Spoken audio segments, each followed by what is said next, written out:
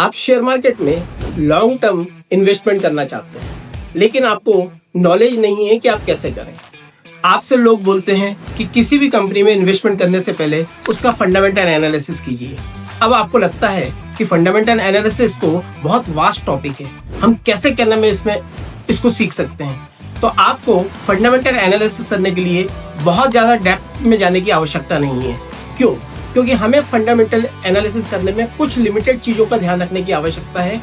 हम कंपनी के share bye कर रहे हैं, हम कंपनी को बाय नहीं कर रहे हैं, इसलिए हमें कुछ लिमिटेड चीज़ों को देखने की आवश्यकता है। जैसे सबसे पहले आप देखिए कि मार्केट का कैप कितना है, कंपनी का मार्केट कैप कितना है। दूसरा देखिए कंपनी की प्रॉफिट ग्रोथ और सेल्स ग्रोथ कैसी है, कंपनी के प्रोमोटर्स की होल्डिंग कैसी है, कंपनी के FIIs और DIIs की होल्डिंग कैसी है। आपको इन सब चीज़ों पे ध्यान देने की आवश्यकता है। साथ में ये भी चेक कीजिए कि कंपनी का PE कितना है, प्राइस टू अर्निंग रेशो कितना है, कंपनी का PE और उस सेक्टर का, जिस सेक्टर की वो कंपनी है उसका PE कितना है। इन सब चीज़ों को देखने की आवश्यकता है। बाकी बहुत ज़्यादा डिटेल में जाने की आवश्यकता आपको नहीं है। हाँ, ये जरूर है कि आप उसके पिछले क्वार्टर के या पिछले ईयर के आप उसके स्टेटमेंट को, बैलेंस स्टेटमेंट को जरूर चेक कीजिएगा।